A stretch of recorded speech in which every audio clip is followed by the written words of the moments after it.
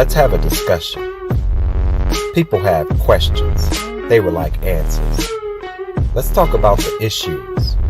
Confront the things that may be difficult to address. The Black narrative. Greetings and welcome. My name is Steve Muhammad, and you're tuned in to the Black narrative on the NNB network. And today we're going to be talking about pregnancy. We're going to be talking about the importance of doulas.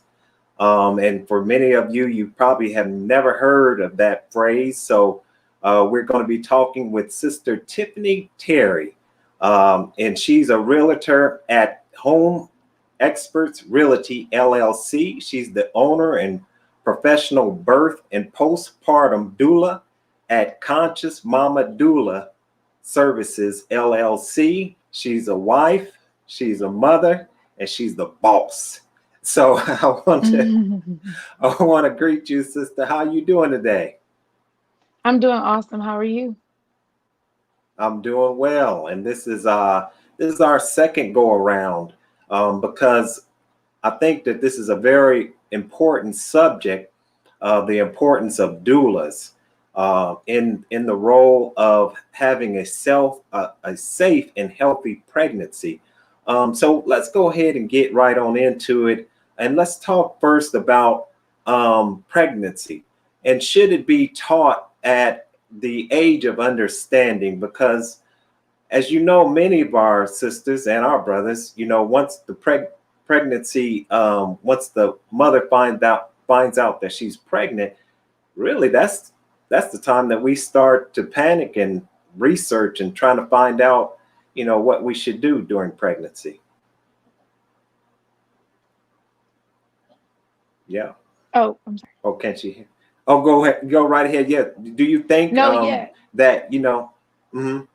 I definitely think that pregnancy should be taught at a much earlier age than it is. Not necessarily maybe even like the conception part, but really trying to get young women to understand that pregnancy impacts you way before you get pregnant. So there are a lot of things that you need to do at preconception, such as, ensuring that you're in a healthy state, your body is healthy. You understand how stress is impacting you, and things that you can do. Prenatal vitamins are something that you should be taking prior to actually getting pregnant, because you have better outcomes. And so it's definitely something that we shouldn't start when a woman gets the positive test. We should, prior to that, getting her prepped if that's something that she wants to do, or even if just women at the pregnancy age or at the childbearing age, they should have those type of tools and be given those conversations at their appointments with their gynecologist prior to them conceiving. Right, right. And so, in this society, unfortunately, there's no rites of passage program that brings young men and young women into that adult arena, if you will. But pregnancy is more than just a physical activity. It's also mental and spiritual, isn't it?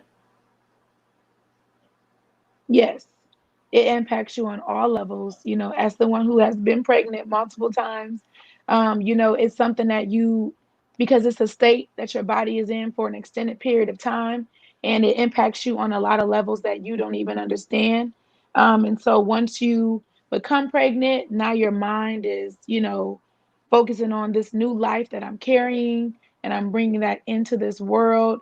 You want to keep yourself safe, because you being safe means the baby is safe while the baby is in your womb. But then when the baby comes, now you're responsible for another life that will go, way beyond 1 year, forever. For the rest of your life, you're forever changed by Mhm. having a child. And so it is something that you do need, because it's kind of like preparing for a marathon. It's not a quick race.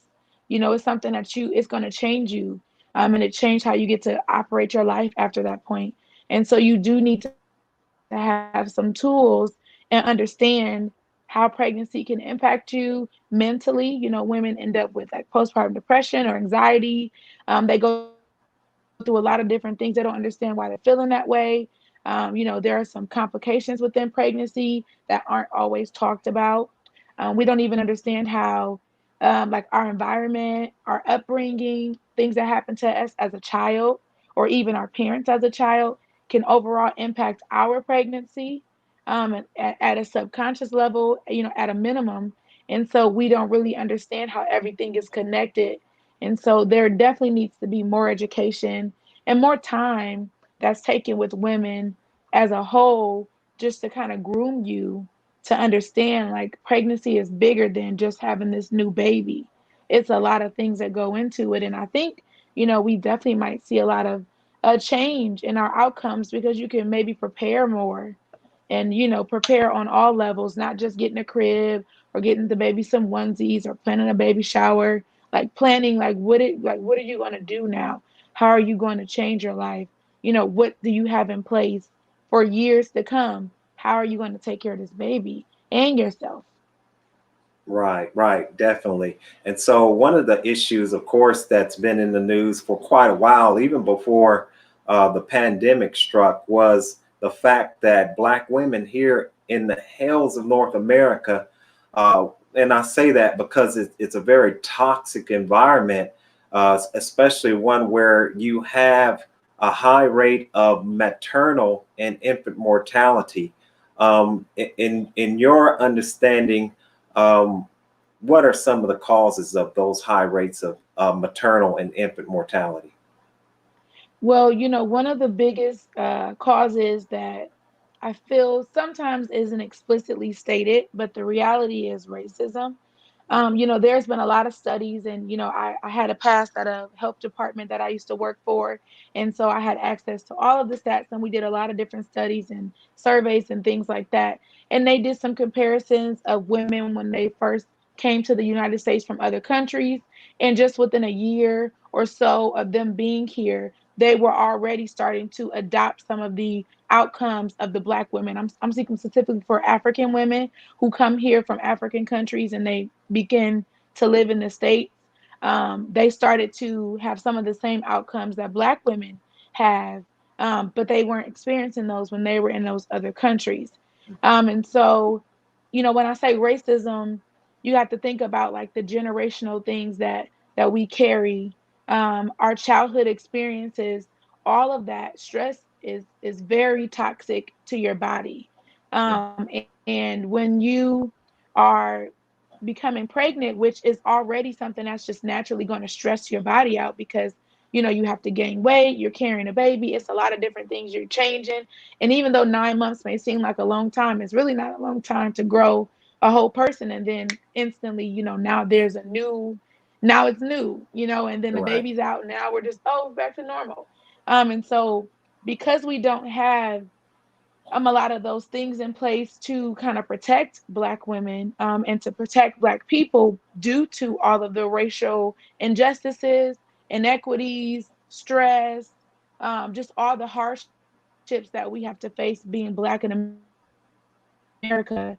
That compounds, and over your lifetime, now you have all of these extra stressors that a white person wouldn't have. And so when you become Mm. pregnant, now it's just compounding onto the already, high levels of stress that you've been experiencing for years.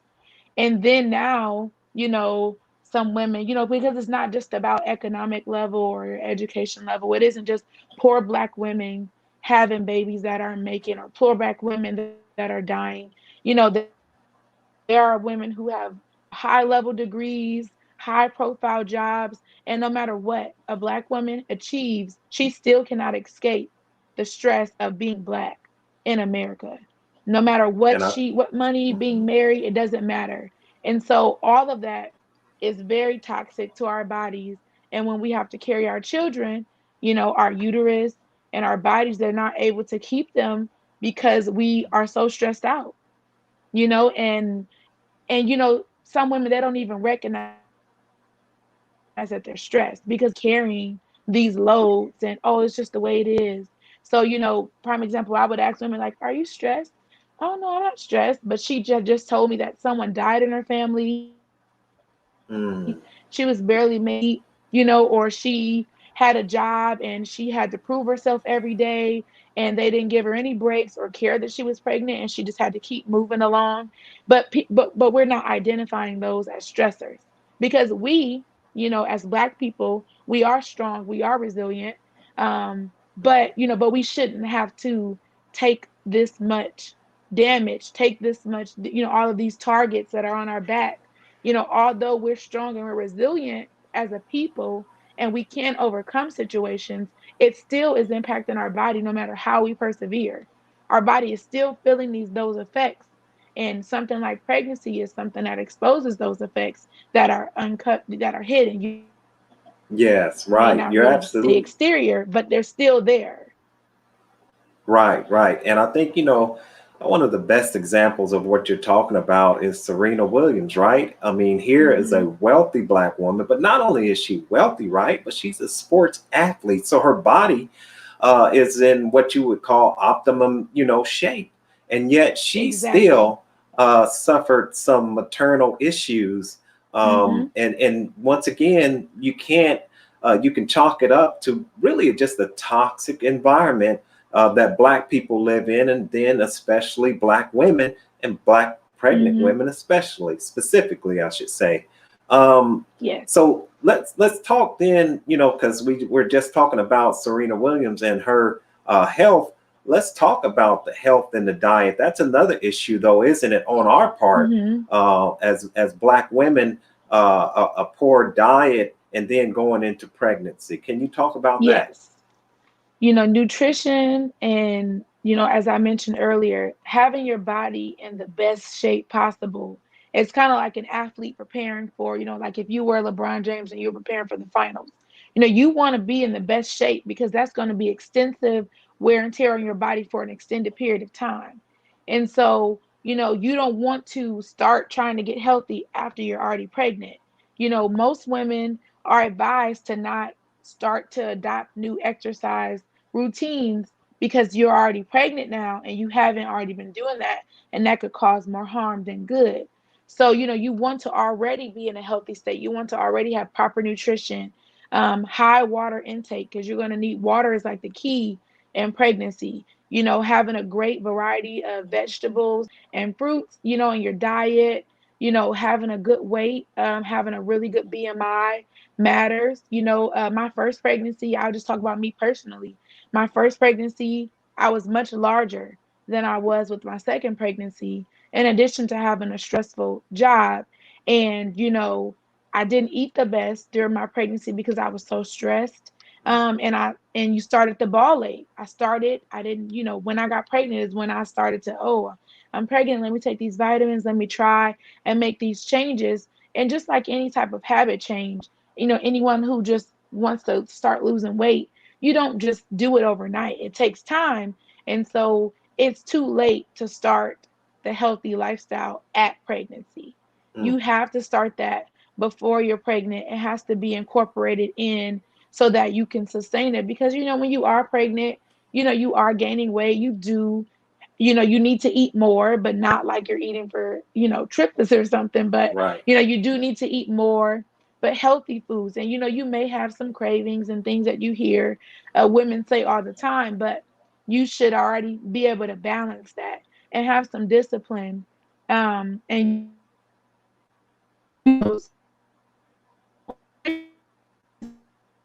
unfortunately suffer illnesses, obesity, diabetes, hypertension. And those things can transfer over into the pregnancy where women develop gestational diabetes, or women who may be severely obese.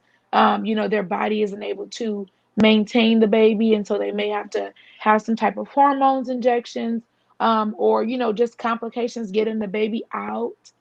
So there are a lot of different things that can impact you. So it is, any woman, you know, if you are even considering being pregnant, if you're in a relationship where you are sexually active and you aren't doing things to not be pregnant, then my conversation is, if you're not doing things to not be pregnant, then you're planning for a pregnancy, Mm, and therefore you should be doing things to plan to get pregnant. mm. Very Simple, good. if Right. you aren't taking steps to not be pregnant, and I'm not saying you have to take birth control or whatever, but if you aren't doing things to not be pregnant, then you are planning to be pregnant, pretty much. It just Yeah. takes one I time. mean, really. Yeah. Simple as that, isn't it? Yes, simple. So you Nature. should be doing Hmm. those things. Yeah, exactly. And there are some things that some women, we may live in food deserts, and those things do apply. Um, but I do strongly believe that, we do have a responsibility as individuals to ensure that we're getting what we need. And there are programs and things that exist that can help you. I know a lot of programs sometimes provide women with, produce, or there's some type of things you can do, but there are things that we do have to overcome. I don't want to glance over those, but ultimately, as individuals, we do need to ensure that we're taking care of ourselves or getting some help if we don't know what that means. And I do feel like doctors, like, when you go in before you get pregnant and just seeing your gynecologist on an annual basis, I don't feel that I ever personally received any preconception help. I didn't Mm. really have conversations where they were saying, like, oh, are you planning to be pregnant in the next year or so? Like, what are your plans, for pregnancy? I didn't really have those conversations. And I don't have, like the government healthcare or anything. So some people may say, "Oh, well, maybe because it's an insurance thing." No, I have work, worker health insurance at the time, through my husband and my job, and I still didn't have those type of conversations. It's just not happening.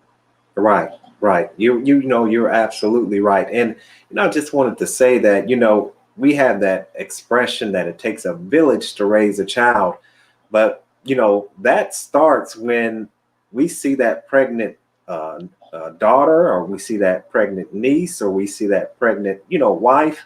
I think Hmm. that the whole family needs to be involved into making sure that she's taken care of, Yeah. especially during those 9 months that they're Yep. looking out for her. I mean, pregnant Black women in our community, we have to see them literally as gold or diamonds that that are produced in the earth, because they're bringing in new life and Hmm. perpetuating our people. One of the things that you did touch on that I really wanted, and we'll go right on into the positives, but we just wanted to talk about some of these negatives, some of these problems. And one of the last ones that I wanted to deal with, you touched on, was the adversarial position that the doctors and the hospitals take because of their Western method Hmm. of birth or labor, and all that's involved. Can you talk a little bit about that? Because one other thing is that when the family goes in as well, there's some friction there, because you have a large amount of Black people in one place, and so you have some friction. But can you talk about that whole role of the hospitals, and then we'll get right Hmm. on into why it's so important that we have doulas. Yeah. Well, you touched on it very well. When you start the process, meaning like prenatal care, I can speak personally. My husband, he would accompany me on all of my visits. And the hospital, like the way it's designed, is that like they're kind of talking to the mother, and I understand because I'm the patient, but pregnancy is bigger than just me. I need him so that I can be taken care of, and so will this child. And so I feel like they sort of kind of leave or exclude the father or whomever accompanies you to those visits, and to kind of talk to just the mom, but yet expect things to happen when you get home as if you're just doing it by yourself.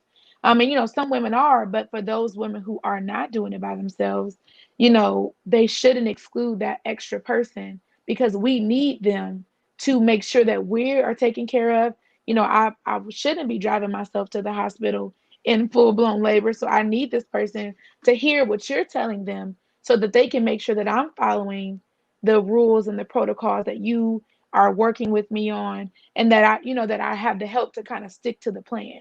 And then, when you do go into the hospital, um, it's just, I've had the ability or the privilege to, accompany multiple women, all type of races, at their birth. And unfortunately, I have noticed a difference in the way the Black moms and other moms are treated.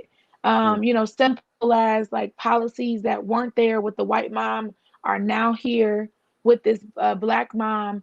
And so that is another stressor and something that we do have to be up against. Like in the case of Serena Williams, she was trying to communicate that something is not right with me.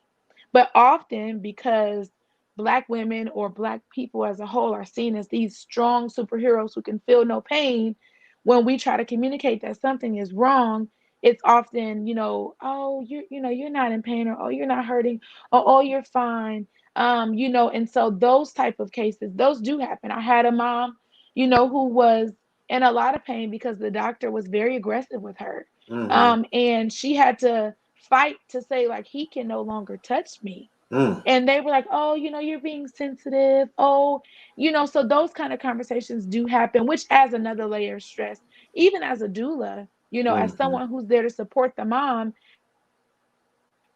I have to turn for advocate, and kind of it takes away a little bit from what I was originally there to do, which is to be there for her, because now I have to, play this advocate role, which, you kind of are, but with a Black mom, you have to do it a bit more, because you have to kind of keep your eyes open, because, they're doing things, or you need to kind of keep her up to date on things that are happening that maybe she didn't want to ask for, because she can't tell, because she's obviously in pain, and in a like in a distressed state. So it does add another layer. The hospital overall, when you get there, it's medical. And I don't necessarily view birth as a medical thing. I feel like it's Right. very natural. It's what we were designed to do. And so the hospital, because of its nature, it's a medical place, it's a facility. So birth is treated as a procedure Mm. and not some type of natural thing that we can do anywhere. And so, not to excuse like that the hospital isn't necessary, because sometimes things do happen. And I am grateful that we do have the advancements in technology and medicine to help with those cases, but not all pregnancies and births should be treated as a procedure. And so Right. when you start to think of it in that way, it adds a layer of stress, because now you're being forced to do things just because it's protocol or it's a procedure, or now we're having a medical practice happening to us. So yeah, it's tough. I mean, just as a doula going in, I get very frustrated, and the way some of my moms are treated. I personally had experiences that weren't favorable. And, I'm like, why is this happening to me? Like, I'm a dude, like I understand. And, Mm. it's just a constant, just fighting for like normal things, like fighting for your Right. sheets to be changed, or, fighting for someone to come because like you are hurting and you can't figure out why. And Mm. you shouldn't have to fight, because you have to pay a lot of money to have a baby at a hospital. Right. It's not Right. cheap. Even if insurance covers it, if you look at that bill, because I'm all about itemizing my finances. That's And so right. when I received that bill, I'm like, it costs $200 for some socks. They Mm. charge for everything in there. And so the price that you're paying, even if your insurance does cover it, you shouldn't have to fight for someone to come answer the nurse button because you are hurting. Like that's what you're there for. And Right. so those kind of things, it does make it worse, because then things get ignored. And and then like Akira Johnson, she died. Mm. She has a husband who, her husband, his mother is Judge Hatches. So she's like she has money. She Right. was at the top hospital in her area and died from just a routine cesarean section. She shouldn't have had to die from it, but they weren't listening to the family. They weren't listening to her. And she sat there for 18 hours bleeding Mm. internally, to the point where when she got back in there was nothing that they could do. She had already had her baby, but she just wasn't, something wasn't right after she had the baby. And she was losing excessive amounts of blood, and they weren't doing anything about it for over 18 hours.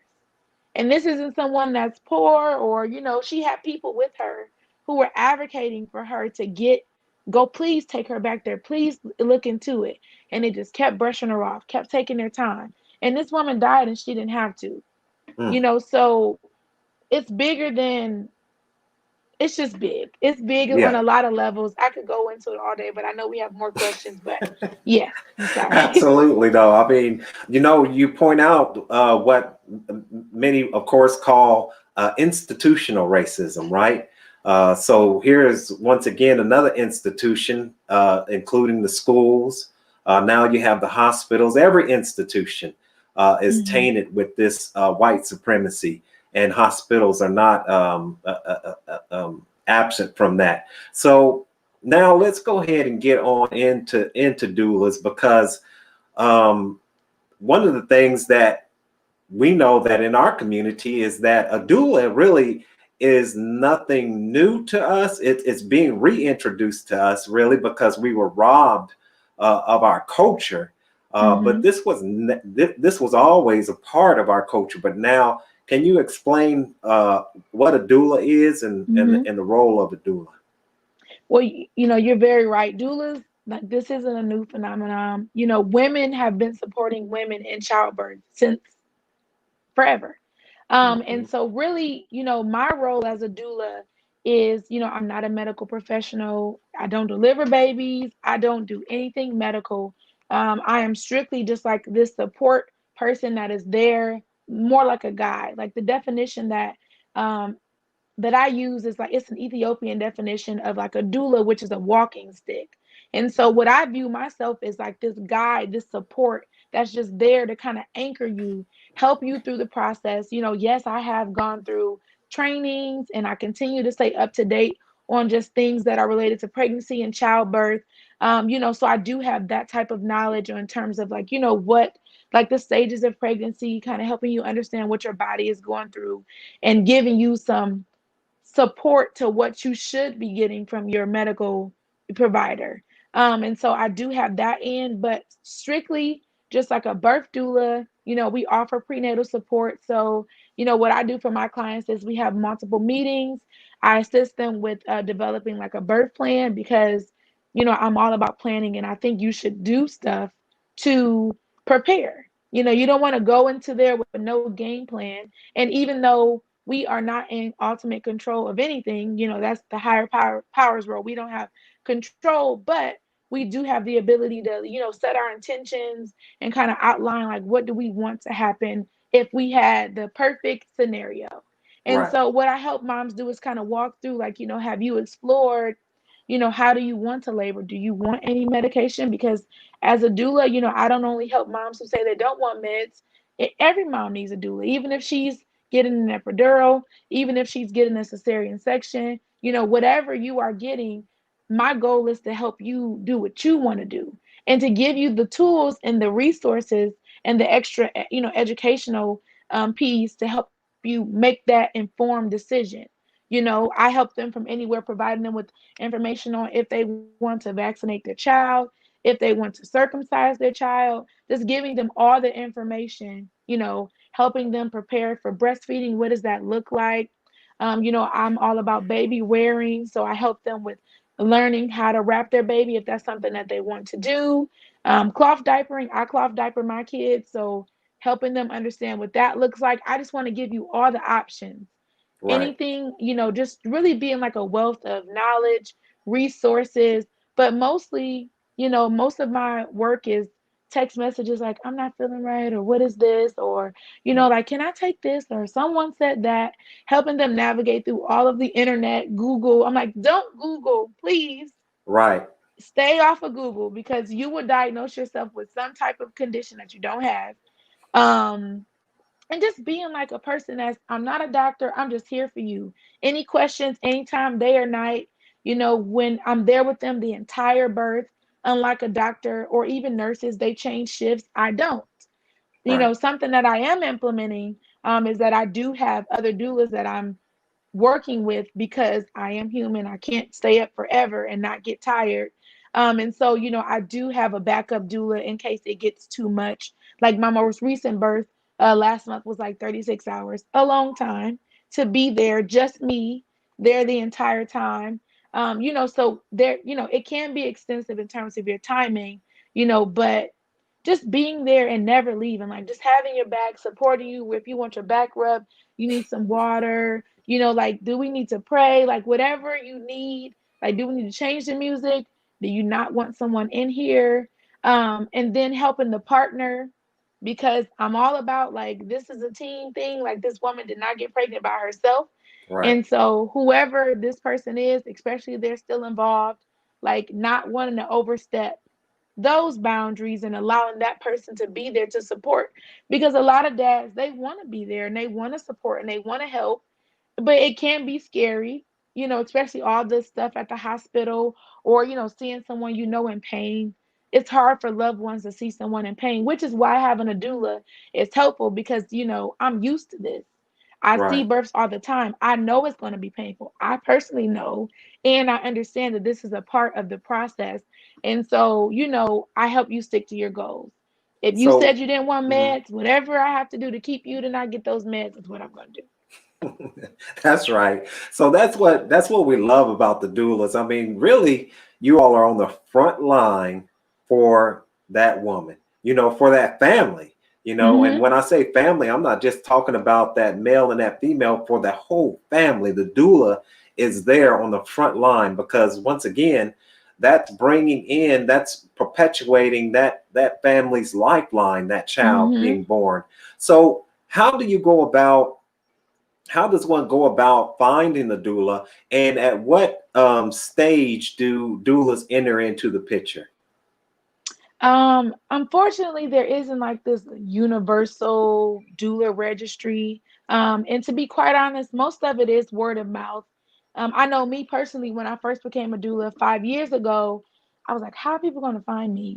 And I Right. know that when I was pregnant with my first child, which is what prompted me to become a doula, I wanted a doula, but I wanted a doula that looked like me, because Right, no I doubt. knew that I was going to potentially maybe encounter all white women or all people who didn't look like me. And so I needed somebody that I felt like, kind of could relate to me and could help me, and I knew my family, and I needed somebody that could help us, navigate the space, like especially my mom and my sister, just needed someone. And so I didn't find that. And the hospitals, so as a doula, you can give your information to the hospitals. It's really important to network with the doctors. More importantly than the hospital is to learn the different doctors' offices and the different practices. So, Mm. what I did was I would go to different OBGYNs, leave some cards, offer just if you could give my information along. Um, Connecting with the hospitals to maybe, give your information to be included in the prenatal classes, like, because they do have lists of like doulas. So trying to get on the list at the local hospitals. But typically it's word of mouth. So I know for me, I do have like a Facebook page, I have a website, but it's not And designed, but go I do ahead and have give it. and go ahead and give Yeah. your Facebook page out. So it's Conscious Mama Doula Services. That's the name. And I have like reviews on there. I kind of post, things that are going on.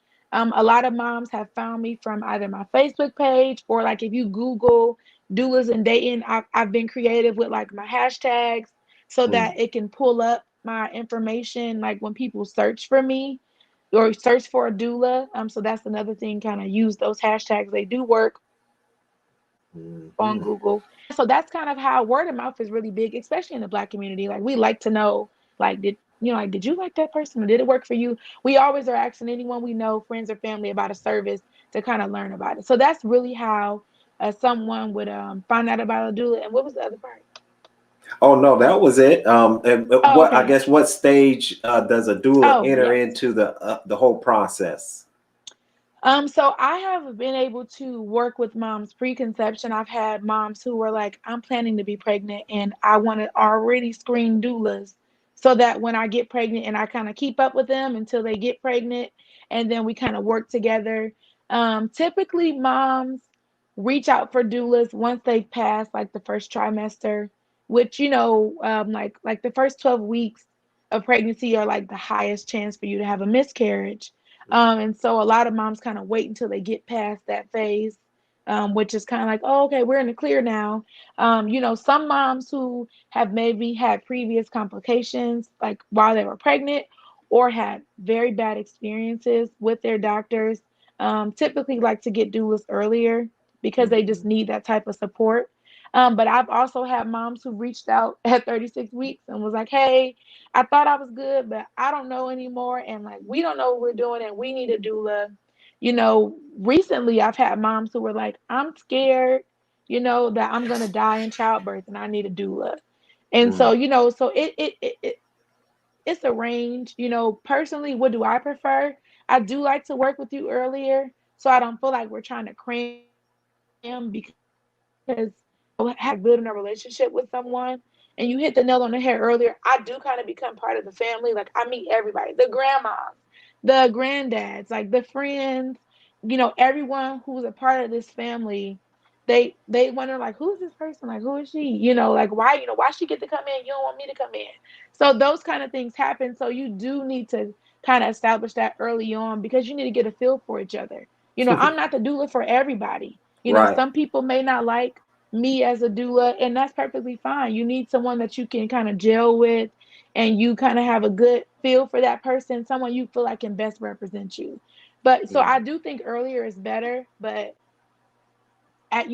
but whenever you get one, if you can, it's fine. But earlier does give you more chance to have a better experience, I think, because the doula gets to know you, you build a relationship, and then they can better serve you, when you get to the Right. hospital.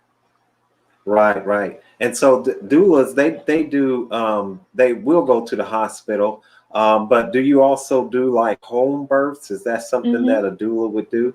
All right. Yeah. Yes, we do home births. The only requirement is that most doula trainings have you use scope of practice so that we don't confuse ourselves or start operating in things that we have no business doing.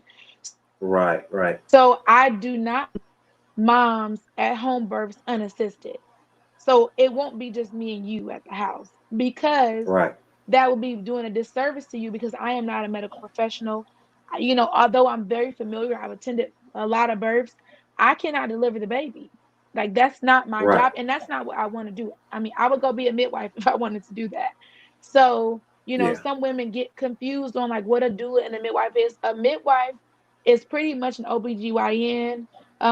There are different types of midwives. You can have a nurse midwife, which are the ones that in the state of Ohio are allowed to be in the hospitals and deliver. But then Hmm. there are certified professional midwives who can deliver at the home, but sometimes are not recognized in the hospital.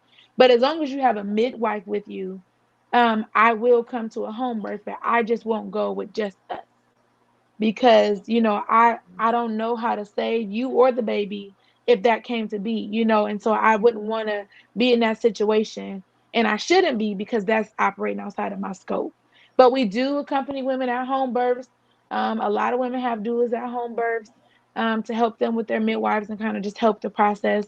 So we really would go anywhere. I mean, I have got to the house before, like when a mom accidentally had the baby at home. So those things happen when we're laboring at home and we kind of didn't judge our time well enough and we didn't make it to the hospital and the baby just had to Uh-oh. come. Right. Those situations happen. That's fine. And we immediately call for help and have somebody on the way. But yeah, so we go to homes or hospitals. It doesn't matter. All right then. And so it takes two, right? So how do the Yeah. doulas work with the papas? How do the doulas work with the fathers? Because along with the doulas, especially going into the hospital where you're really in adversarial territory, the doula and the father, have to be the front line of defense because some of these hospitals try to sneak in vaccines, vaccinating your child when you didn't want the child vaccinating, giving the mother medicine when she clearly stated that she didn't want any Hmm. medicine. So, how do you work with the fathers? How do you work with the fathers? So, I love the dads. I need the dads because, Right, some of the women I've had to be a doula for, I didn't know them. So, it's kind of different when a woman is telling you like, oh, here's the things to expect, but the dad knows her right, and knows, like when you're pregnant, you especially your first pregnancy, you don't know how you're going to show up in labor. And so, like when I say that, I mean like you're in a pain and experience you've never been in before. And so sometimes, they retreat to something different that maybe they didn't display or tell me. And so the dads are always like, now she's saying this, but she really not like that, or or she really doesn't like that, and you'll see. So they do kind of help you kind of get to know the mom, Mm, but also like you mentioned, we are like a team in terms of our goal is to make sure that mom and baby leave this hospital in one piece and not just healthy, but like mentally not disturbed. For hmm. like she didn't get messed with to where she is now mentally robbed or emotionally drained from having to fight for things that she shouldn't have to. So we are a team. So when I first entered the arena, I like to talk to the dads like, what do you want to happen? Like, what do you want? How do you want to show up? What do you want your role to be? And I've had some dads who called me like, I need you to help me because I don't know what I'm doing. Or Hmm. I've had moms like, I really just got you to be his doula because he's going to need some help. Man, But really, just kind of establishing a relationship to say, like, I'm not here to take your place. Like, I'm not cutting cords. I'm not like, this is your baby. hmm. I just want to help you guys so where you don't have to think about some things. You could just be because it's your experience too. And so Hmm. I want you to be able to be present and experience this, journey as well and not have to worry about some things, that I can kind of take care of. Or Now, not, or mm, like if a dad, sometimes we like, okay, like he needs a break. He doesn't have to feel scared to fall asleep or go to the bathroom because no one else is going to be in there with her when he leaves. Um, right, and you talked about sometimes things being snuck into the rooms. I've had the experience where my mom specifically said she did not want her water broken, and mm, the dad didn't know what the tool looked like that they used. So when they were going to check her cervix to see how much she had progressed, I saw that they were taking the tool that they used to break the water and putting it in there. And I said, well, wait a minute. I said, well, hey, mom and dad, I know you guys said you didn't want your water broken. It right, looks like she is going ahead and doing that. Is that something you still didn't want? right, And they right, were like, well, no, we didn't. And so that, forced them to, so because I know some of the things to look out for that dad, he may not know. And so right, that's kind of how we help each other. Or, unfortunately, if something does happen, if mom goes into an emergency C-section and sometimes they release the baby to the dad, I can help him like do some skin to skin, help keep him calm, helping him kind of just feel okay, being his doula then, because, if he can't go in there with her, he's a wreck, because they're scared. This isn't what they planned. So kind of helping him stay there and then kind of managing family. Unfortunately, sometimes families are very excited, especially with the firstborn grandchild. And so it can be overwhelming. The mom may not want everyone in there, but they may not feel comfortable saying it. So them helping me understand like when she comes in, like we need you to kind of help that. So that's really kind of establishing a team, right, not wanting them to feel like I'm coming to take over or like I know them better, no more than them because they know them. They know their baby. I'm just here to help. right, right. Absolutely. And once again, you pointed out, and we can't stress enough that when you go into these hospitals, man, you got to be careful because one of the things too that doctors try to do is, they trying to get on that golf course or they got a, some luncheon or dinner. And so they'll try to persuade Sorry, my the son. mother to have a C-section, or like you said, they will break the water, or nurses. So you can, as a doula, uh, Hmm. working with the mother, you can let that mother know that she has the right. For Hmm. instance, if a nurse is too rough, to ask for another nurse.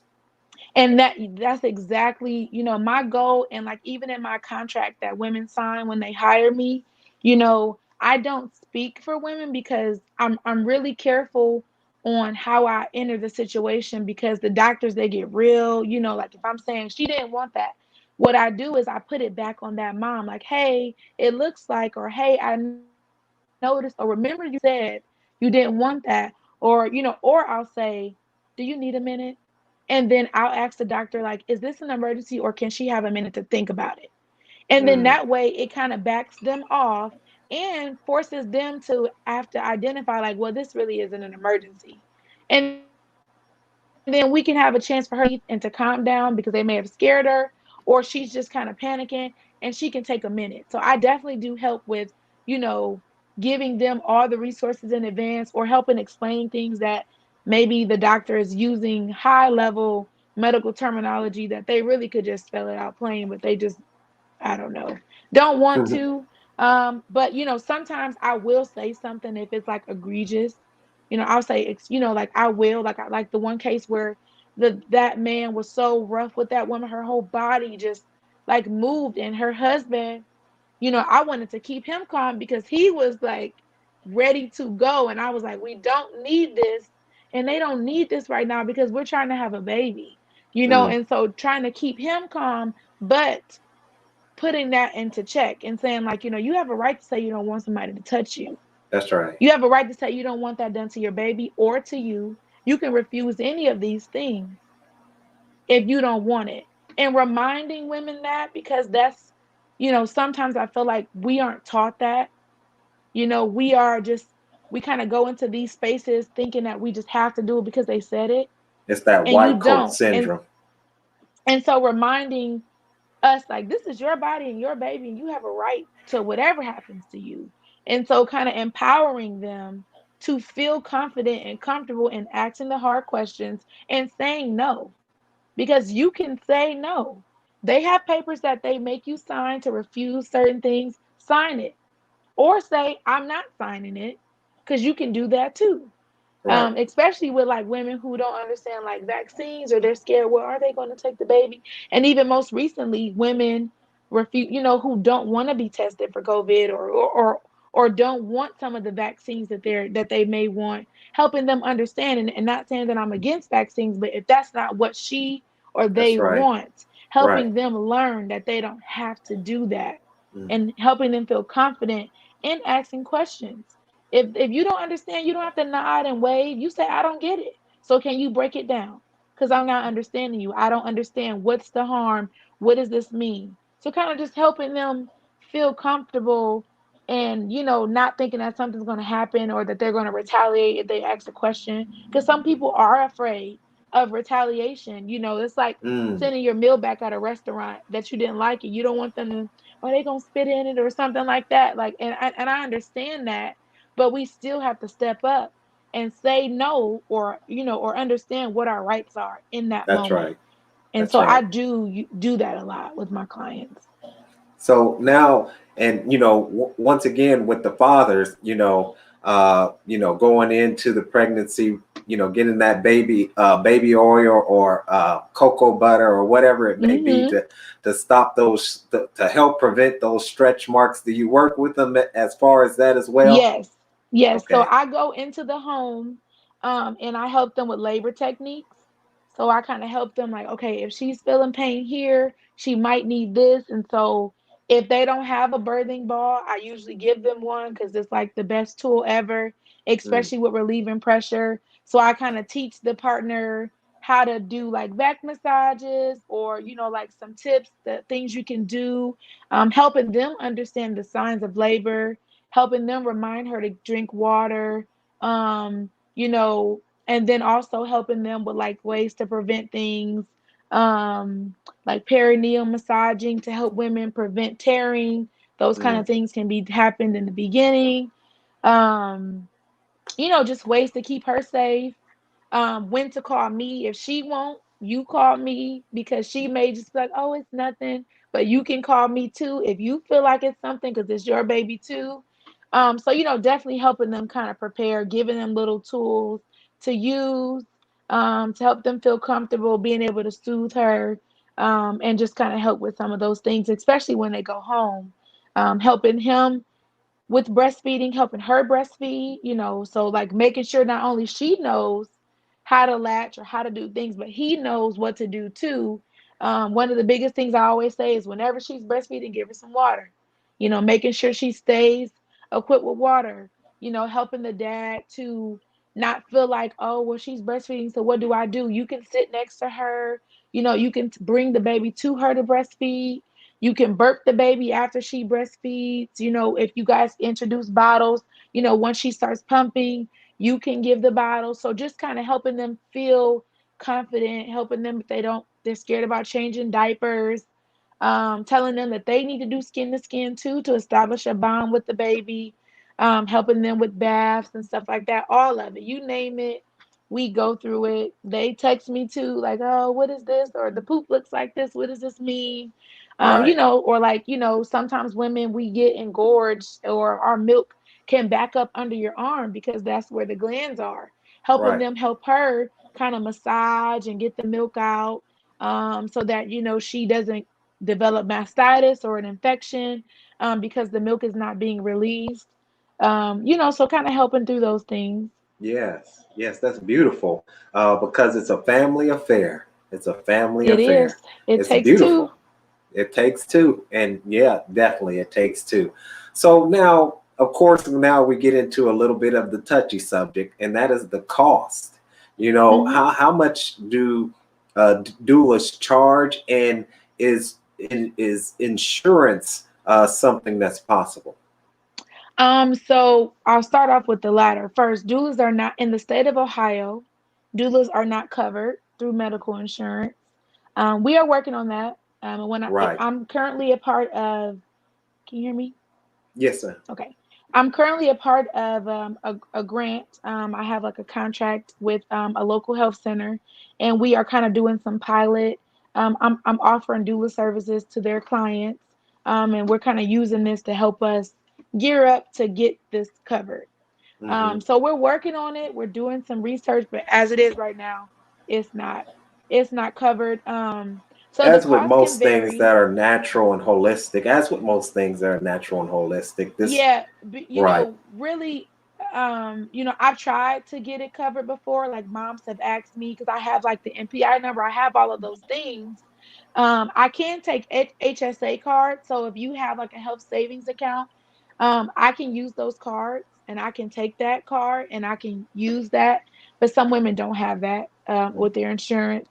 Um, so the cost can vary. Some doulas they offer like a lot of different things. Like my fee is $900, and that includes the prenatal visits, being there with you for the entire birth, and then also my postpartum time and all that in between. As a doula, we typically go on call, which means that like we don't do anything for weeks. We don't plan anything. We don't make any other arrangements once the mom hits full term. So once she turns 37 weeks, I know that it's baby time. Right. So, that means that I am having, I have children, I have a husband who has a full-time job. So I have to coordinate care for my kids.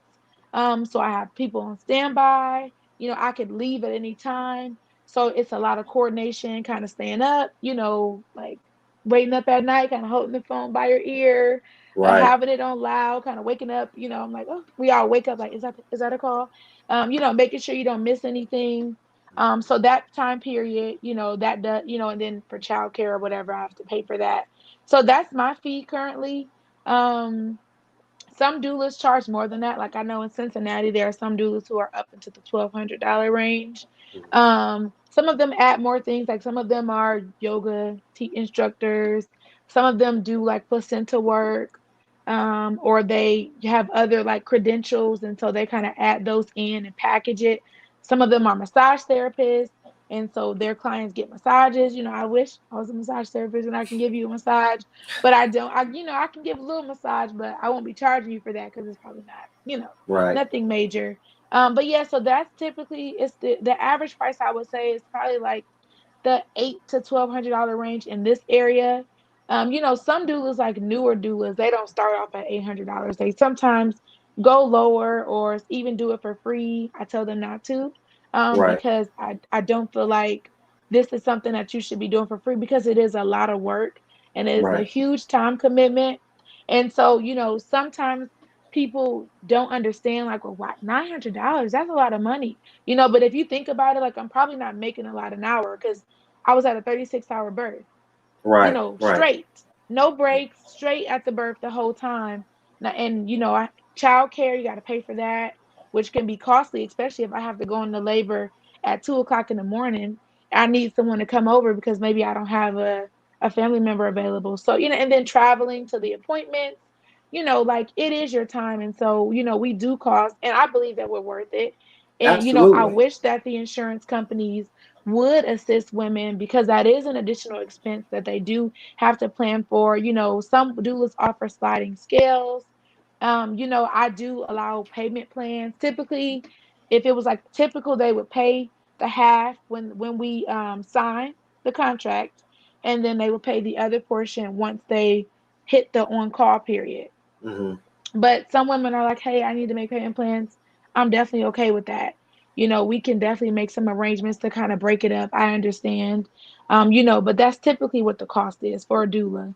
Right. And like you said, you're absolutely worth it. I mean, because of not just the support, right, but the advocacy. Once again, you want to have someone who's going to be in there fighting for you when you're in that position of giving birth and looking out for you when you're exhausted, because that's when they really get sneaky. So, Exactly. And someone, and like you're paying for professionalism as well because as a doula, when we enter into the hospital, they're like, well, you're not a nurse. I know that. I don't want to be. That's why I'm a doula, or I would have became a nurse. right. I'm not a doctor either. But you do have to have some skill level of being able to navigate that room because Absolutely. you have to be able to communicate with them on a level that doesn't ruin it for your mom to where like now they're mad or something like that. You have to be professional in how you talk to them and how you come off. Not saying you have to sugarcoat it or change who you are, but we everybody knows you gotta have some tact. You gotta have ways. Some people gotta deal with people a certain way, especially when this is someone's life on the Right. line. I don't want to come Hmm. in like rude or cursing or anything like that. You're definitely paying for someone who has the experience, who is professional, who knows how to navigate those rooms and those spaces that will benefit you. Yeah, right. That's right. And so postpartum, how long do doulas stay with the mother after giving birth? Forever. I Mm. have women who I still talk to and their baby is like my babies from when I first became a doula, they're all four All now. right. And I still keep in contact with them. I would say, I believe that the postpartum period is is about 2 years, honestly. There's even research that shows that like your brain, like how women say they have mom brain. Right. It's like it's scientific. So once you hit like the 3 month mark, your brain changes Yeah. when you're pregnant because Hmm. you need to be able to tap into like a more primal level. And so it helps you be able to get up when the baby is crying. Hmm. Like you need to be able to, like how moms can understand the baby's talking, but nobody else gets it because our brains are designed to like, this is this baby and we're in tune with them. Um, but up to 2 years after they're having a baby, you're still in that realm because that's still a baby until they, become into toddlerhood. And so I do believe that it's a longer period in terms of like my services. Like if you have a birth doula package with me, you get 3 prenatal visits, and I do like to get those within the first 6 to 8 weeks, because that's typically when if a mom is going to have some postpartum depression or anything like that, Hmm. that's a critical period, especially with feeding. Breastfeeding is something that I advocate for and I think is very important. And it's really challenging to breastfeed, especially in the beginning. And Right. so that's when women have the most complications with their breastfeeding in the earlier period. So that's typically where I garner my support. I am a postpartum doula as well, and I offer overnight stays and things like that. And so I typically do that for the first 3 months in terms of going into the home for the first 3 months. But I answer questions. I will still come over if you need me. I'm here for like a phone call away, advocating for you, whatever you need, because I understand that it can be a process. And so we really are connected. Like I know one of my colleagues, her one of her clients, like the baby's like 18, the kid is 18, but Hmm. they still see her, they still know her. The kid knows like you were my doula, you helped me. And so we're very connected with the families. Like we become part of the family. We celebrate birthdays with them, accomplishments. They send me videos of the first walk or look what they're riding a bike or stuff like that. So we are very connected, and I keep up with all my babies and all my moms. because I feel personal about it. I was there, like, you know, That's I right. helped you come to be. I used to rub the belly and sing to you and massage the belly and all that, the feet, whatever the mom needed, and then changed you, helped you breastfeed, was there for the first latch. So I feel very connected to my families. Yes, that's beautiful. And so I want to thank you, for coming on. And can you give us, I guess, any parting words for doulas, for mothers, for families, as we go through this very exciting, intense, and terrifying Yes. time? I would say the first step is, if you can try to plan to be pregnant or prepare yourself for pregnancy, Hmm. because getting into it late is just, it can lead to more complications on top of the things that we're already stacked against. So that's number one. Number two would be that everybody who is a part of that kid's life when it's born needs to be a part of the pregnancy and needs to be there for that mom, because it's not easy trying to raise a kid by yourself, going through pregnancy alone. Breastfeeding is most successful when you have other people there to support you. Women experience less rates of postpartum depression when they have a support system. And anybody, if you see a mom pregnant, open that door, give her some water, feed her, Hmm. say something nice to her, encourage her, support her, cover her, because they need it. They are carrying our future. So much of our vital statistics are indicative of the health of our babies and Hmm. those moms. So a baby can only be as healthy as his mom. If a That's mom right. is not healthy and not well mentally, physically, emotionally, the baby will not be either. They are very connected. And lastly, hire a Yes. doula. Mm. Get a doula whenever you're thinking of offering someone something for their baby shower. Buy them a doula. Go in together, offer to That's give them good. some doula support, because doulas matter. Women need doulas, not just because I'm a doula, but I really strongly believe in it. I'm passionate about it. It really makes a difference. Those would be my parting words. Thank you so much for having me. I'm always a pleasure. Thank you, thank you. And don't before you go, give out your contact information and your website once again. Yes. So currently, I'm operating mostly on my Facebook page. I'm still in like a redesign of the website, but Mhm. on Facebook it's Conscious Mama Doula Services LLC, or you could just do Conscious Mama Doula. I have an Instagram and it's Conscious Mama Doula as well. My phone number is 937-604-0153. You can read all about it. I have reviews. Um, Links to things that I've done, previous conferences that I've spoken at. I have some of those on there, videos, whatever. You can send me a message or give me a call. I'm always available and always willing to help. Thank you, sister, and I appreciate you coming on. And we'll continue to send people your way. Thank you so, so much. And so I want to thank you all for tuning in to Black Narrative, and we were talking about doulas and their importance in pregnancy, as we're taught by the Honorable Minister Louis Farrakhan that that Black woman, she's the second self of God. She's the co-creator with God, and so we need to do all that we can to protect, to respect, and to elevate the Black woman. And so, with that, I want to thank you all. And as always, we want you to share your thoughts with us in the comment section below. We want you to follow us on our social media sites, subscribe to our YouTube channel, National Network View.